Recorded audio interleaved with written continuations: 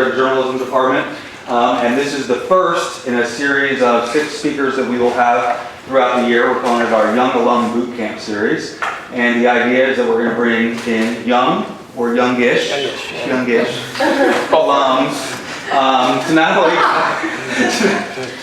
only talk to you all in kind of a public forum, but also to do an intense workshop with students on the Friday. So I think many of you may have seen the message I sent out. And our guests will be working with 8 students tomorrow on narrative and long-form reporting and storytelling. So before I introduce our guests today, I just wanted to first thank the College of Journalism and Communications Dean Diane McFarland for supporting this program, as well as Professor Mike Foley and the Hugh Cunningham Fund for Journalism Excellence. This would not happen without their support, so we thank them for their support. So I am thrilled that we are bringing in such an amazing storyteller for our first guest in this series. John Woodrow Cox is one of our most wonderful alums, and certainly I've been here since 2001, and I can safely say that he is absolutely one of the best students I've ever had, and one of my favorite students I've ever had because of his talent and the way he worked to do what he needed to do to tell good stories. So quickly about John, he is now an enterprise reporter at the Washington Post, and before he went to the Post in 2014, he worked at the Tampa Bay Times and at the Valley News in New Hampshire. His stories have been recognized by the Scripps Howard Awards, Mayborn's Best American Newspaper Narrative Writing Contest, the Society for Features Journalism Excellence in Features Awards, and the National Association of Black Journalists Salutes Excellence Awards. And we feel that that is just going to be the start of the awards for Mr. Cox. So while he was here, he won the national competition in writing for the Hearst competition, the Hearst Annual Journalism Awards, which certainly are the most prestigious awards in collegiate journalism, and he was the overall national champion. So he's written some amazing stories. I think he's going to touch on some of them tonight. I did send a few links, I think, to the listserv on some of those pieces. And I hope he's going to share some insights about those. And certainly you know the person who will be interviewing him today, and that's Professor Mike Foley. So thank you, John, for being here and sharing some of your wisdom. Thanks for having me. I'm the older He's the young graduate, I'm the old graduate.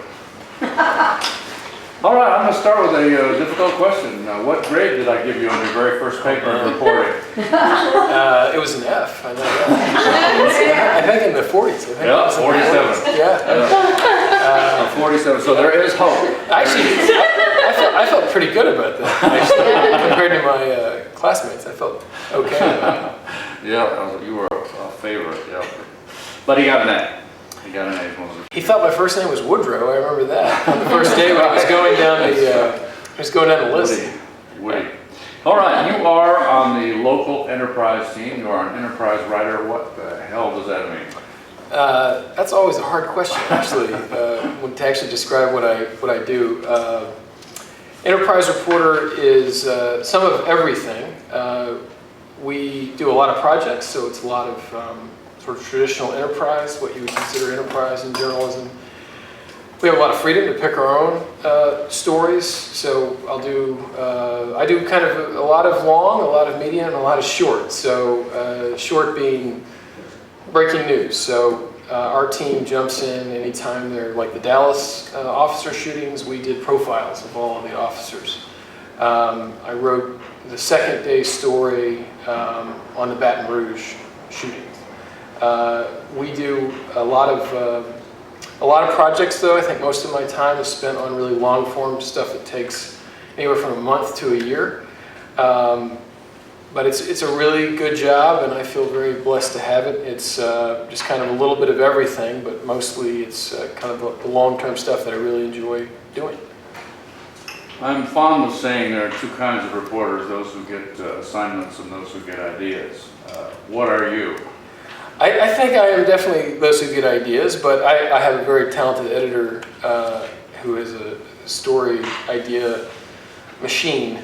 But we have a lot of discussions about selecting the right stories because we're very careful with time. That is something that I think is undervalued maybe in journalism, that you don't spend enough time before you go out reporting to consider the story. Is it worth my time? Especially if you consider it a project. So let's say I'm going to spend 2 months on something.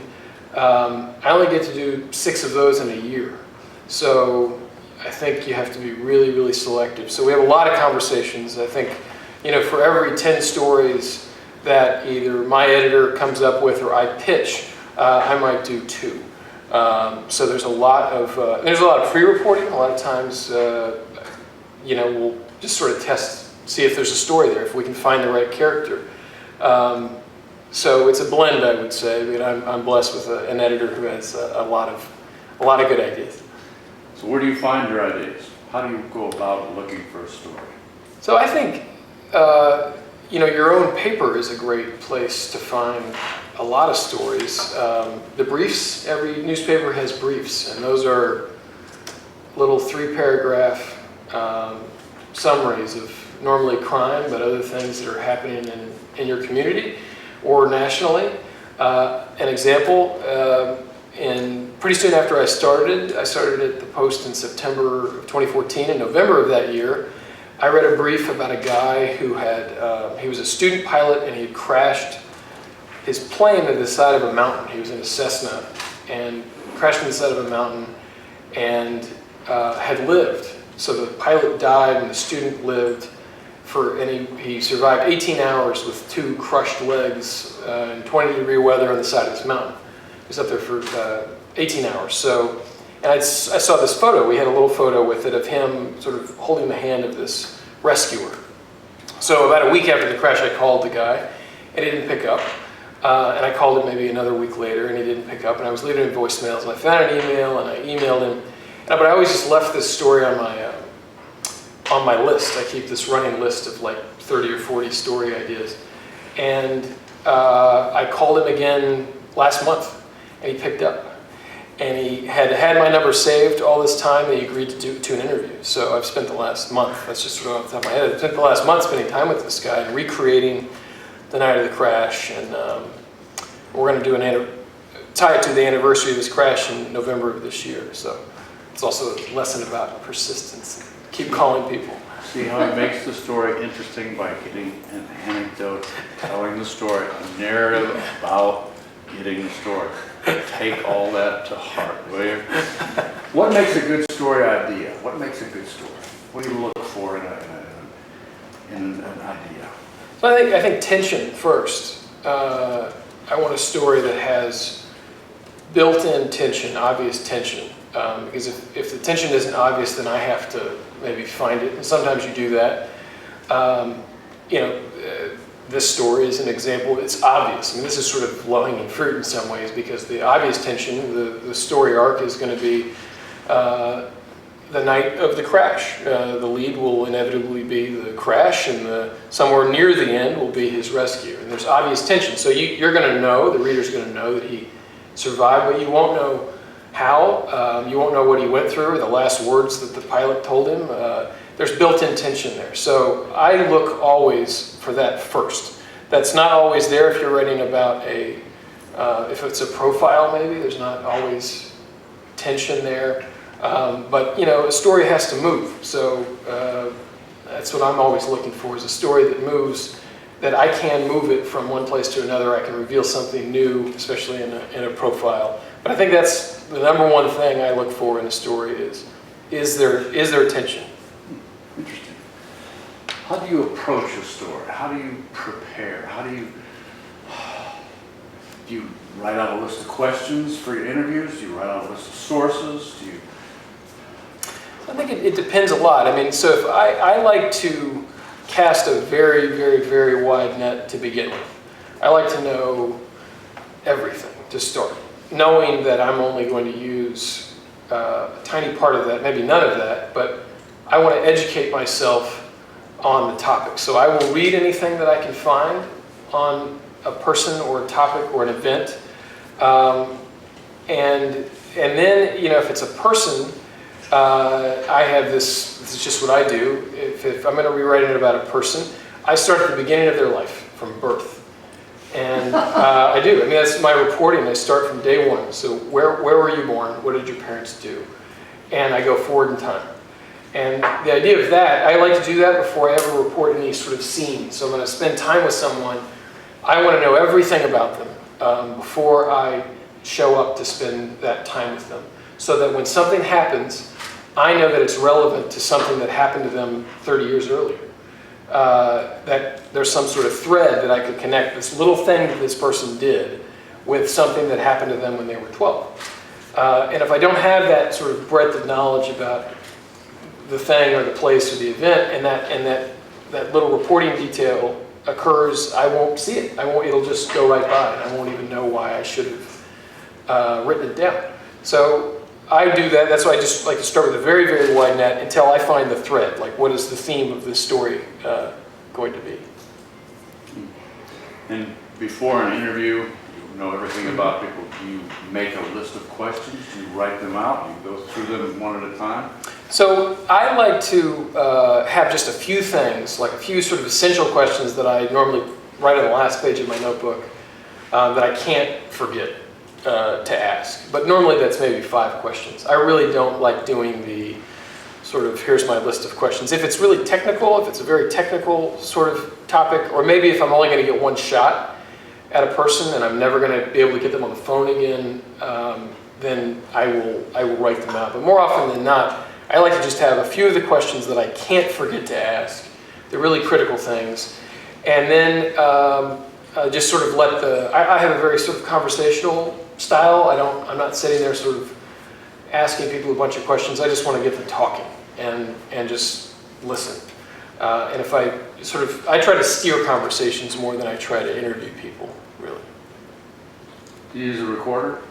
Almost never. I think recorders, it's a very sort of passive way. I think you don't tend to ask sort of the same questions. Also, I don't want to transcribe all of those hours of interviewing. I mean, so this guy, for instance, this is just fresh in my mind, but I did this whole sort of phone interview with him about his background, which took maybe 3 or 4 hours, and then I met with him for 7 hours to just reconstruct the night of the crash. And if I had to transcribe 7 hours of an interview, I would change my profession, because that would be really unpleasant. So I almost never do. If it is an interview that I think the person, if it's a confrontational interview where the person maybe will deny what he or she said to me, I will record that and have recently done that for a story. But it's pretty rare. You want to talk about that story a little bit now, or you want to do it later? Whenever. You're the MC. Okay. Well, then we'll talk about that in a second. It's a very interesting story that he's involved in. How do you get the details that you have in a story? You have it in your story about this woman who's retiring after 50 years. The baby had feet the size of a Zippo lighter. You talk about this woman who fell off a boat out in the water and was thought she was going to die, but had firm resolve. She laughed. That was the opening part of his lead. Is when she fell off the boat, she laughed. How do you get at that? I ask an annoying number of questions. So when I interview somebody, I'm not looking for quotes at all. Quotes slow down stories. They get in the way. I'm looking for dialogue, for movement, for action. So I ask people repeatedly, what happened next? What did you do next? What did you feel next? What did it smell like next? Whatever. I'm asking them to tell me over every 3 minutes, and whatever it is, the event is that they're experiencing, to reconstruct it for me over and over and over and over and over again through that timeline. So if I'm, the woman in the hospital, I was there, so I wasn't reconstructing. The woman in the water, I was reconstructing that entire story. So I was asking her to recreate it for me. And, the questions you ask is, what did you feel? What were you thinking? What were you doing? Those are the sort of questions. When you're there, you're trying to not ask any questions at all. You're just trying to get out of the way and observe and find not any detail, but details that are relevant to the story that you're telling. Detail selection is such an important thing, and much more so than I used to. I used to just write down everything, like absolutely, I just tried to record it all. And now I just try to be selective. I will tell you though, one of your best reporting tools is your phone. Take photographs of everything. I photograph everything so that I don't, you know, when I was in your class at first, maybe I didn't have a smartphone, I'm sure of that. I couldn't go somewhere and photograph a room, or in this case, the baby. I mean, I did in that case. I took, you know, she was doing this, and I stepped back and I took a photo on my phone and slipped it away. And I could later go back and say, I want to describe the size of this child. And so I want one little detail, sort of feet, where it just really struck me. So I described it. But now I don't have to put in my notebook everything in that room because it's in a photo. This 2 seconds saves me like 3 or 4 minutes of trying to write things down. So I take hundreds of photos on every story I do. Wherever I am, I have my notebook and I have my phone under my notebook so that I can just hold it up and snap a photo. You took my advice to heart when you went out in the reporting world of there's no such thing as a routine story. And the one I'm most fond of that I use in my class is you were working the Saturday shift. Right. And a couple had been hit by a drunk driver the night before. Yeah. And the wife had been killed. The wife had been killed, and the husband was they were elderly, my age, and really old. And the husband was in the hospital, and they didn't. The police reporter the night before couldn't get the IDs on it. So you're doing cleanup duty. Get the IDs of these people. It's normally a 2-paragraph story, and you took it to heart. And talk about that. That was a difficult day. I remember the beginning of that day. So when I would work breaking news shifts, which I don't really ever this is in anymore. Times. Right. I would get out all my calls at the beginning of the day. So I left just a bunch of voicemails. We found every family member that we could find. That one of them had family members in the northeast, and so I just left maybe like 5 or 6 voicemails because I knew I was going to go then knock on a bunch of doors. And that was actually, for the first half of the day, it was a very frustrating day. It was a bunch of doors where nobody was home. They wouldn't talk to me. I ended up finding, while I was out reporting, I found, I think, a neighbor who had, of the driver, and knew him well, and so I had a little bit of detail on him. And the drunk driver, right, it was a kid who was driving home from the bar in his truck and had swerved off the road and hit these 2 people, and the woman had died. Mm-hmm. And then when I got back, so I'd sort of I'd sent out all these emails and voicemails, and that was doing the work for me. I knew I had maybe 5 or 6 hours for these people to check their voicemails. I came back and I had a voicemail from somebody who was close to her, and so I got all this great detail from him. It's a lovely romantic story about this love story. They were walk hand in hand every night along the water. Right, and my favorite part about that story was, my favorite detail was that they had to spend time apart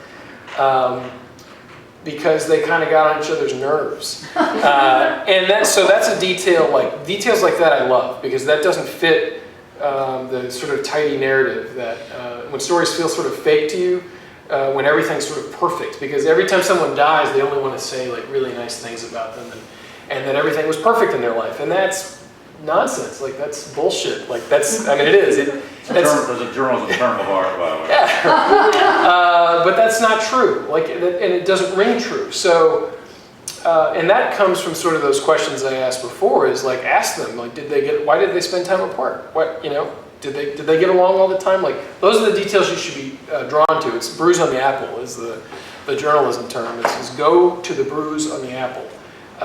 That's where there's maybe something that isn't tidy, because that's real. Like that couple, for readers, became more real because of that one detail that rang true for all of us. Like, that's a much more human thing than they got along all the time and they had this perfect life. I actually don't remember the kicker on that story, but I remember that I liked it. The kicker was He asked about his wife. That's right. That's right. Yeah. He came. He woke up and he said, "Yeah, where's Elizabeth?" Right. Whatever. Yeah. Oh. Sad. But terrific job. Normally, a reporter would come in and say, "Oh, I got to get the IDs on these people." Instead, he said, "I'm going to tell their story," and he did. He told this love story that wasn't perfect. It was a terrific piece. Let's talk a little bit about atmospherics at the Washington Post. Ann Hull, one of your colleagues, a former colleague of mine, came into the Washington Post from the Tampa Bay Times and was intimidated as hell. Was horribly intimidated. You got all these policy wonks and these people with advanced degrees, and they're covering the most important, vibrant city on earth. Well, how did you come into your job there? I think for me, part of my sales pitch to the Post was that I've been doing this job for 2 years. So I did a very similar job in St. Pete. I was a GA reporter, I was an enterprise reporter, and I came very prepared for my interview. I know that because I really wanted that job. So I knew I had read all the work of the people on that team. I mean, for the job that they were hiring me to do, I felt really confident in it, and I knew that I needed to, even if I was just convincing myself of that, to convince them to give me the job. It is an intimidating place because every third person has won a Pulitzer Prize, basically. It really, like everybody, except for you. You're the only one who hasn't won. Look at there. But it's actually a very, you hear that it's this sort of cutthroat newsroom, and it's not at all. It's extremely collegial, and people are incredibly supportive and generous with their time, and it is competitive, definitely, but not to a fault. It's not a place where anybody's stealing. That's one thing I heard. People who were trying to deter me from going there told me that they'll steal your stories and you have to be very quiet about. And that's just not true at all. It's a place that is very supportive and it's very proud of its legacy, and there's no doubt that it's intimidating. But it also, the bar is so high that you feel like it makes you better. That you feel like I got to keep up with all of these incredibly talented people. Talked about preparing for your interview and preparing for this job. When you won the Hearst feature writing competition and you were going out, they have a write-off, a competition where you do a story live in San Francisco. They fly you out there and you do a story live. You were prepared for that story too. I was, yeah. Well, that gave me a huge headache. That was a very stressful experience. But I felt like my only real chance, because I knew I was going up against a bunch of people who had done a lot more dailies and a lot more deadline work than I had. In college, I liked just mostly doing features and long form, and which I wouldn't recommend, actually. You should do a lot of dailies, too. But before I went out there, I did 12 interviews, and I had 7,000 or 8,000 words in reporting done, and I'd written the first 6 or 7 paragraphs of one of the stories, and I still was the last person to file. That was because I was editing and revising, but I filed all of my. The way it works is it's I think over 3 days, and you have to write 3 stories. One of them is a total surprise, and a couple you have a little bit of an idea about, and then you have a deadline at 5 o'clock, I think, on the last day, and I took almost every single minute of my time for that. But that's always sort of been my approach to journalism, is to be just extremely prepared. I want to do everything that I can do to make the story the best version of itself. And the pre-reporting and education is a huge part of that. Very important lesson there. Prepare. I can't stress that enough. And he's the poster child for preparation. Absolutely. It's alliterative. Well, let's talk about some of your stories. Let's talk about Telling JJ. Terrific piece.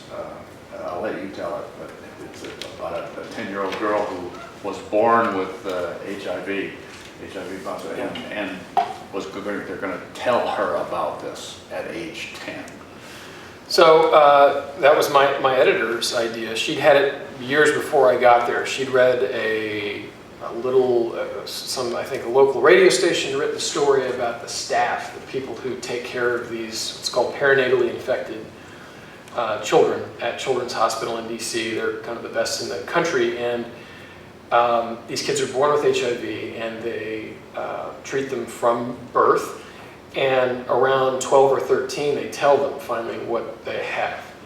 And it's this, there's a lot of preparation, and they have psychologists, and there's a lot that goes into it. And in this little story, my editor had seen, halfway through the story, one paragraph that said, they tell them at age of 12 or 13. And the idea was, well, wouldn't that be an incredible thing to report on? And she really thought about it, I think, as a recreation more than anything, because we just didn't imagine you could possibly get in that room. But I started with the PR people at Children's, and said, I just laid it out and said, here's what I'd like to do, but let me meet with the head of the department. Because I thought if I could sort of get around the PR people and get the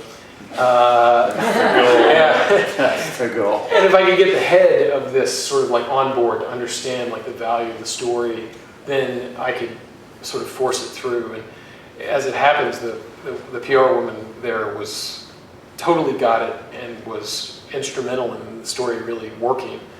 And so I had meetings with, I first met with the head of the program, and then I met with a couple of the doctors and nurses who actually do it. And I was pitching them on this idea, like, here's exactly my vision for this, is I would find a family who was maybe 3 to 6 to 9 months out from telling, disclosing is how they call it, disclosing to the child, and I would get to know the family. I would get this family really used to me so that I was just around all the time, and then I'd be in the room when they did the disclosure. And normally it doesn't go this way, but within just a few days, they had a woman who they just decided that her daughter needed to know because they thought she was going to find out from her sibling, and they were really afraid about that. She was struggling to take her medication, and she was 3 months out, and it was perfect. And so I met with her at a, what was it? The breakfast place. No, not Waffle House. It was IHOP. It was IHOP. I met her at an IHOP. We talked for like 3 hours.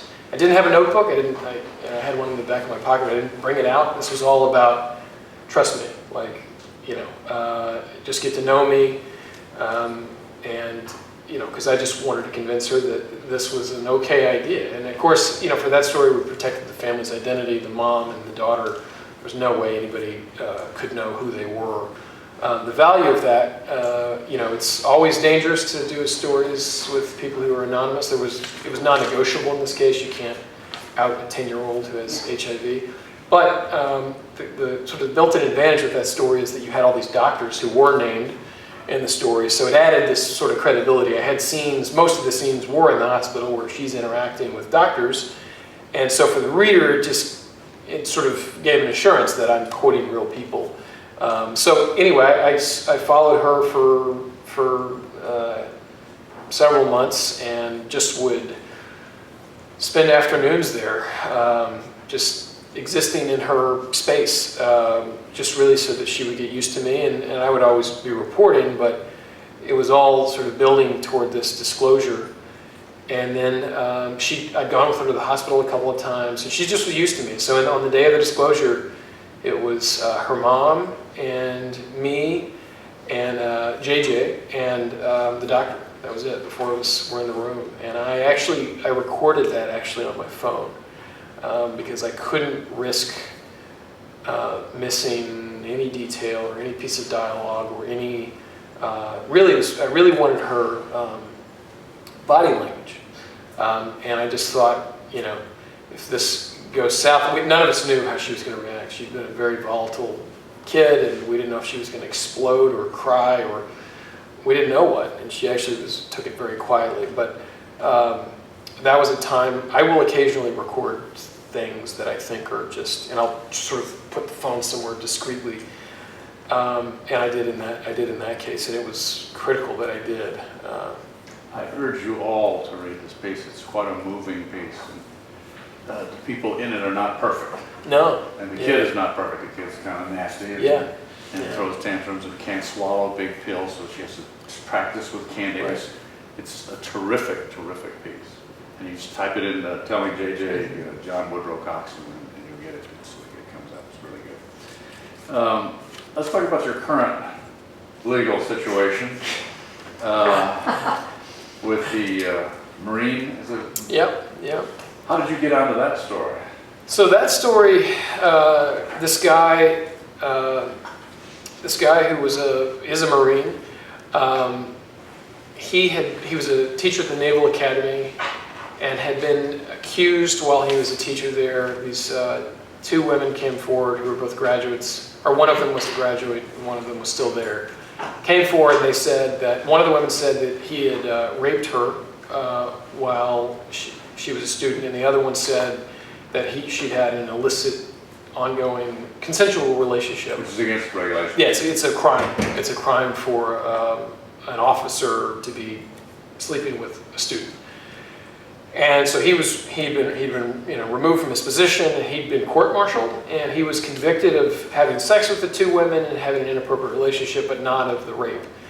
And he served 2 months in a military prison and was fined, but they let him stay in.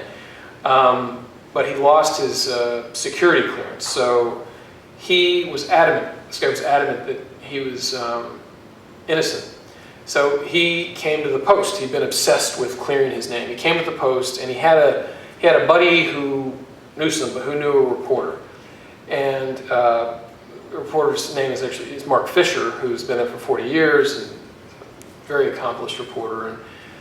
And so Mark Fisher had met with the Marine a couple of times, and Mark just sort of had a lot to do, and I had expressed interest in this story because Mark wasn't sure if he was going to take it on to begin with. Stealing the story? Yeah. I had said, I really want this story. I thought it was, I just thought it was really compelling, and I was, fairly new, and so Mark got to a point that he gave me the story. And so I met with this guy, and he gave me this whole pitch about how he was innocent, all the things, all the lack of due process and the mistakes that NCIS had made, and the judge and the jury, and he was very convincing. He was adamant, and so I just started chipping away at the story. He gave me the entire record of trial, which was like 4,000, 5,000 pages. It was enormous, and so I just started reading it and educating myself on the military justice system, which is arcane and frustrating and counterintuitive in a lot of ways. And so I talked to a bunch of experts, and I just reported and reported and reported, and then finally, toward the end, he had always been adamant. I'm glossing over some of this because it's a 6,000 word story, so I'm not going to retell the whole thing. But he'd said there was one night that one of the women had said, it was graduation night actually, it was Naval Academy's graduation night, and she had said that night was the last time she went to his house and they had sex.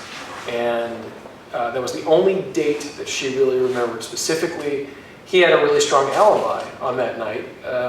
His girlfriend was with him the entire night. He had another student come over and spend a couple of hours. He was adamant about this one night, that if I can just prove that she's lying about this night, their whole case will unravel, she'll be revealed as a liar, and it'll all fall apart. And at one point, the prosecutor in his original court-martial had said that they had interviewed her family, her mother and her brother, about that night, at the night of her graduation, and that they had said that she had been there for a little while and left and then come back. This is the prosecutor saying this. And the Marine was adamant that that just couldn't possibly be true. So I had called, this was like October is when I first called the mom. And I didn't leave her a voicemail because I felt like I needed to kind of catch her in a moment where she hadn't thought about the ramifications of my questions. And so I didn't leave voicemails, and I would call, and I'd call from blocked numbers, and I'd call from all these different numbers, just trying to like hope that one day she'd just pick up. She lived in somewhere on the West Coast. And then in January or December, I think it was January, early January, she picked up. And I said who I was and what I was working on, and I said, you know, were you ever interviewed about the night of your daughter's graduation by federal investigators? And she said no. So were you ever interviewed at all by federal investigators about your daughter's case in any way? She said no. I said, okay, well, let me read you what the prosecutor said under oath. And I read her this, and she says, that's a complete and total lie. That's her quote to me. So I say, well, I need to talk to the brother too, because he also mentions the brother. And I get him on the phone, and I ask him the same question. He says no. So suddenly, you know, I have these people who have no reason to lie. In fact, they were really hurting the woman's case, accusing this prosecutor, who was then a judge, of lying under oath.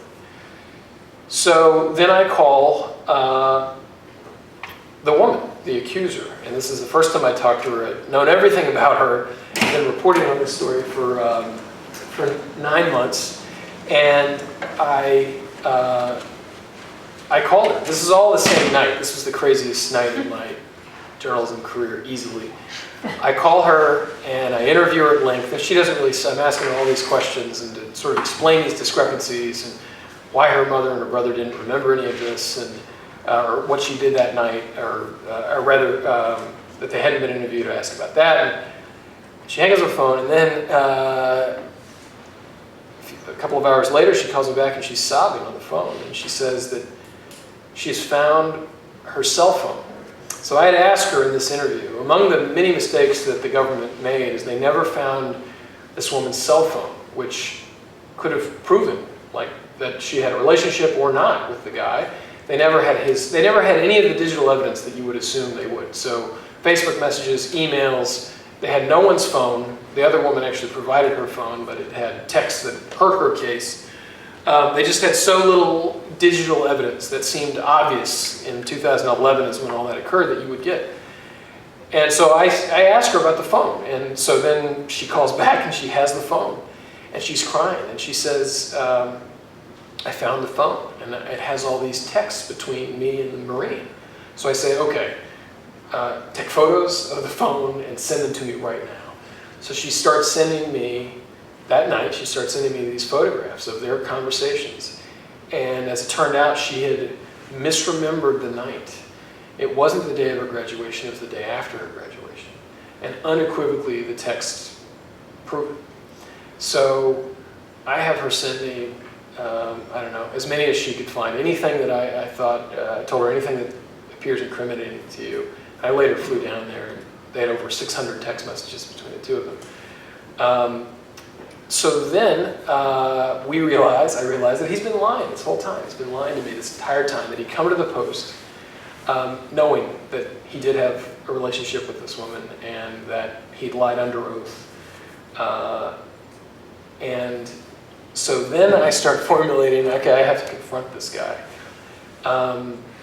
And for that one, I did write down my question, and I did, and I did bring a recorder. I brought 2 recorders actually to that, because here is a prime example of somebody who might deny things that they say to you.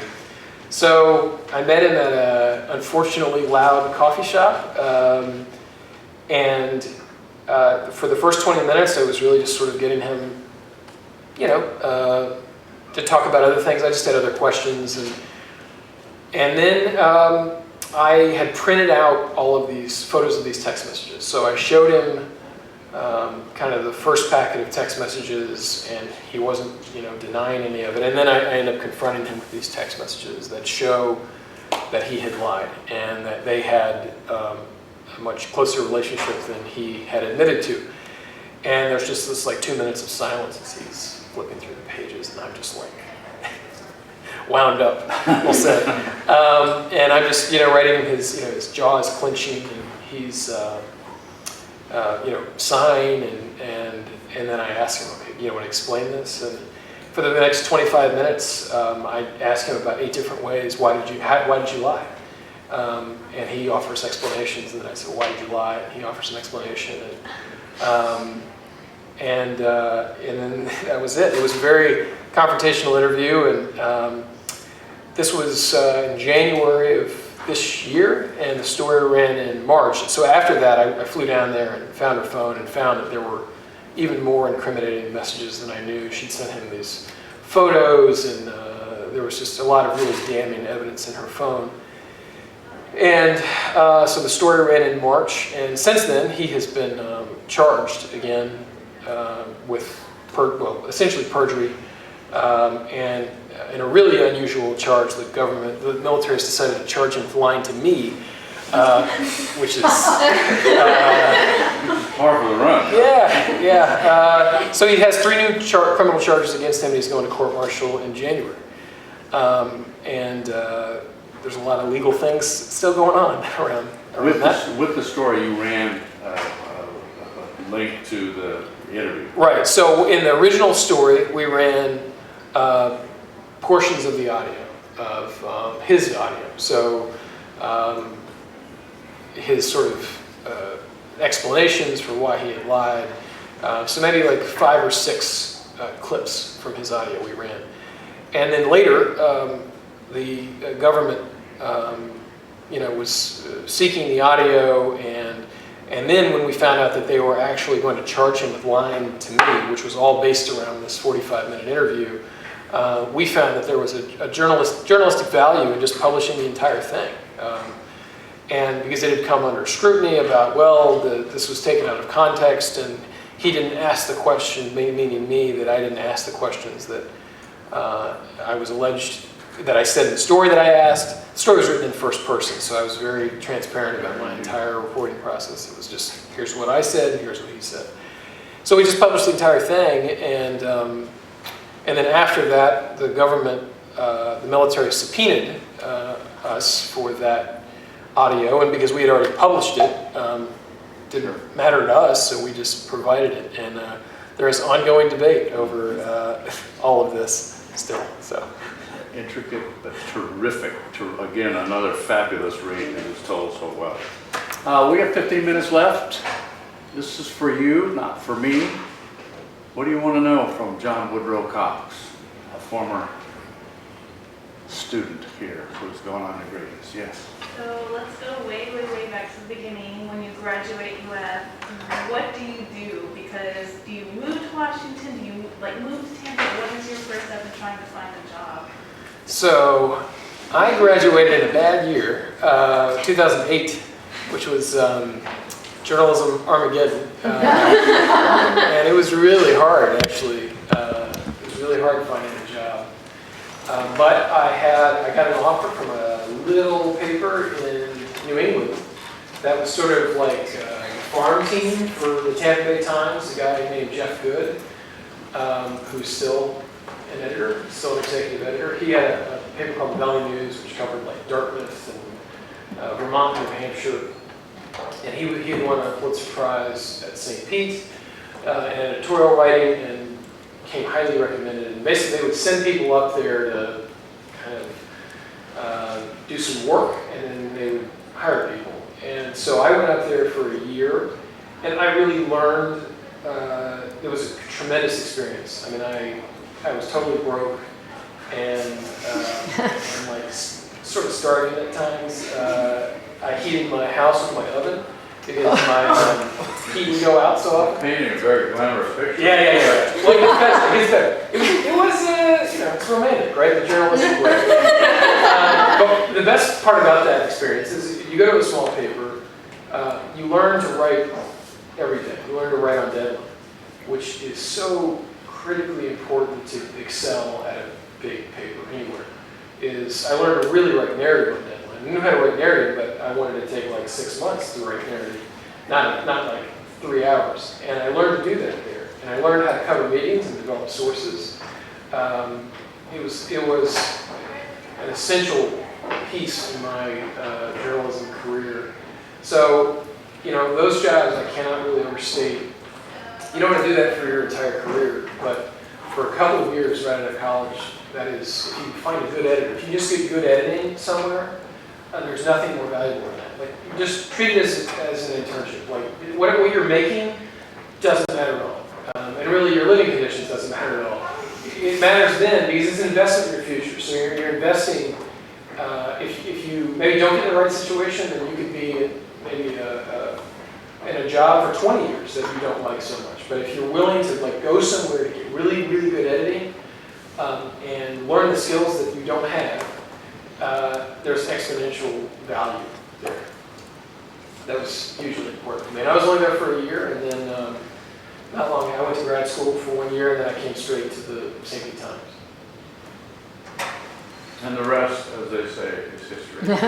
But don't be afraid to take, seriously, don't be afraid to take a small job. Like, I often argue to people that it's better to take a beat job at a small paper that has a good editor than to come to a place, even like the Post, and be a blogger, like where you're never going to go knock on doors, where you're going to sit behind a desk the whole day. And there's more blogging positions every day.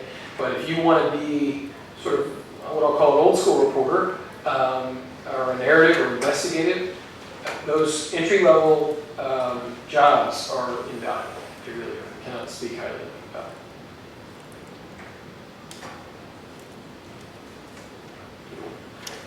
When you were doing your story on the Marine, did you tell him you were recording that conversation? Yes. Yeah, I had 2 recorders on the table. I had my phone, and I had just a backup recording in case something didn't work.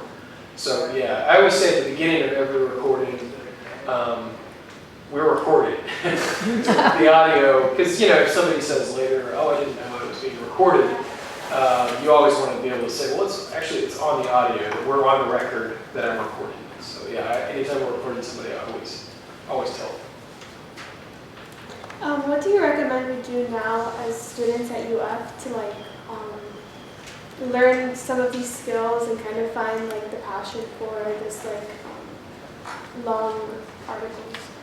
Well, 2 people in this room taught me how to do it, really. So Foley, the reason I got into journalism at all is because I took Foley's reporting class, and I found a passion for it. I mean, it got in my blood, and I became obsessed with it. And then after Foley's class, I took Spiker's Advanced Magazine class, and that's the class that I wrote the Hearst story that won. And he was not really my teacher on that; he was my editor. And so you have people here who either of these guys can work in any newsroom they wanted to. So that's something that a lot of J schools don't have is this sort of editing, storytelling talent. So. That's where I would start, is bring them ideas. I mean, these guys both have tons of ideas too, and they can help you develop your idea. I would look, again, you want to look for stories with some tension, and start with that, and then come with a story list and bring it to them. Like they have a lot of office hours, right? You have a lot of that. And just bounce ideas off of them, they'll be honest with you. This is worth pursuing, this isn't worth pursuing. But narrative is about just being present, just going out and doing it. It's time consuming, certainly. But the payoff, I think, especially for narrative, is it's very gratifying when a story that you've invested all that into, and you've reported it in person, created these scenes, and it all strings together. But theme and structure are very difficult things, but you have people here who are amazing at it. John was in my reporting class, and it was when the school was thinking about switching from Coke as the national drink, the university-wide drink, to Pepsi. And many reporting students had come to me with that idea. I heard this rumor, and they'd all come back, and I couldn't do it. He came back a week later and said, I got it. Well, mostly I needed extra credit because I was failing. I just wanted my 15 points. But that's one great thing about this business is you get to see the fruit of your labor. I mean, there are so few jobs that you can do. So I wrote a story this week. One of the results of this Marine story is the Naval Academy is changing their vetting process. How they screen instructors, and that was really gratifying. I mean, that you write something and then something changes. Or you write something and somebody's life is made better. One of my colleagues wrote a story about a kid in Baltimore who is just in one of the worst neighborhoods in Baltimore. Dad's gone, and mom is in the hospital, and he's just doing the best he can. 4 of his classmates have been killed. And she wrote the story about it, and suddenly there's a college fund. And he's going to college right now. She wrote an update this week. He's going to college, and he has a place, and he's still working at McDonald's, but he's going to go get a degree because she wrote that story. I mean, that he wouldn't do that if she hadn't written that story. That's not why she wrote it, but that's one of the results. So that's something that so few jobs can you go do and have that sort of outcome. It's extremely gratifying.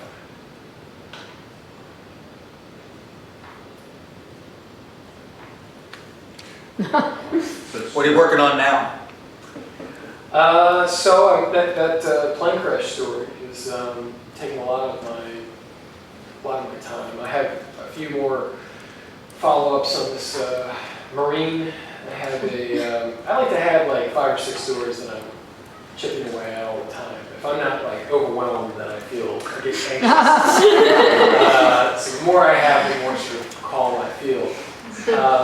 And there's a place called Smith Island in the Potomac. It's this little island in the middle of the Potomac River where people have lived for 400 years. And Not the same people. this is not the same. The same families. The same families. It's generation after generation. They're famous for their cakes. Their 7-layer Smith Island cakes. Anyway, I'm going to go spend 3 days there to write about what it's like to grow up on an island where there are no kids. There are 8 kids in the elementary school from K through 7, and 3 of the kids all belong to the same parents. So, and their cell phone service doesn't work, and almost nobody's Wi-Fi works. So, it's sort of one of those stories about a very connected world, and this is a very disconnected place once there is that life. What advice would you have for these young? Work harder than everybody else. I mean, really, than the other people next to you. Work hard. Because there are people who will forever. I'm never going to be as good as Rick Bragg. I'm never going to be as good of a writer as Rick Bragg. There are people who are born, Ann Holt, or Tom French. Those are people who were born with this absurd amount of talent. Not just born. I mean, they develop it. Certainly, there's a lot of hard work. But the thing that you control is how hard you work. And I think that for me, I got to the Post because I worked really, really hard. And less so because of my ability, honestly. That I developed that, and that got better, and I had good editors and teachers who helped me develop that. But, the first job I had at the Times in St. Pete was at the farthest bureau, Hernando, which my wife was in the back with attesting is not a great place to live. I made her live in a lot of not great places. But we live in DC now. So what I would do there is I would spend maybe 4 or 5 hours feeding. I would write stories for the daily section, for the weekly, our sort of regional section.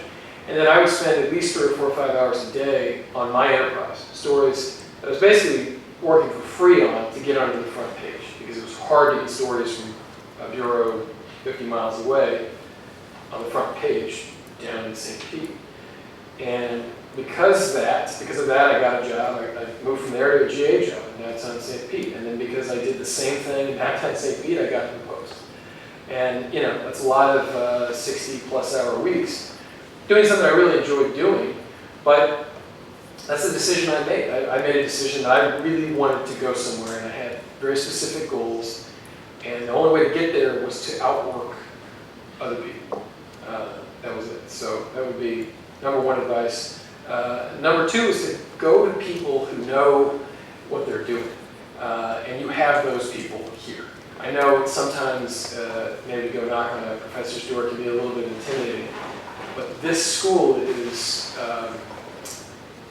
is full of really talented people who worked in this business for a long time. 3 of them are here right now, and on a Thursday night.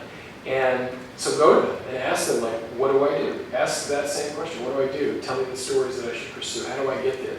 Because they have all worked with reporters and editors and who have gone to those places and have excelled, and they know the path to get there. So those would be, right now, those would be two big pieces.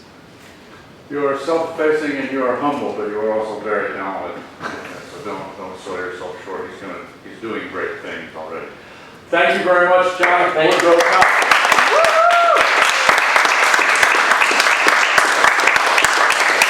I said you should sign your book, but you don't have it. Not this year.